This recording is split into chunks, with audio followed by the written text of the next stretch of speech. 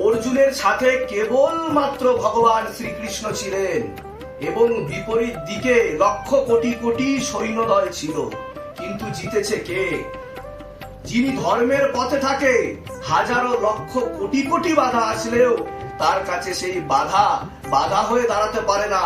কারণ যার কাছে ঈশ্বর থাকে, যার কাছে পরমেশ্বর থাকে, যার কাছে ভগবান থাকে, তাকে বিশ্ব ব্রহ্মাণ্ডের কোন মিথ্যা তাকে আটকাতে পারেনি, পারবে না। আর এটা প্রমাণিত, কারণ হাজারো বার কোন মিথ্যা বললে সে মিথ্যা সত্যিতে পরিণত হয় না। ইতিহাস সাক্ষী আছে। আমাদের শাস্ত্র পুরাণে আমরা প্রচুর গল্প পড়েছি। কি গল্প পড়েছি?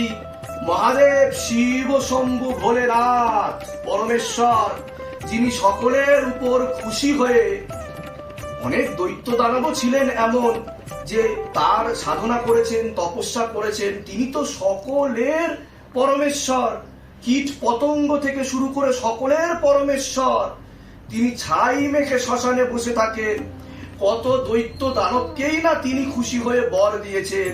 কিন্তু ইতিহাস তো এও সাক্ষী দেয় যে সেই বর পেয়ে মহাদেবের উপরই তারা প্রতিঘাত করতে গিয়েছে।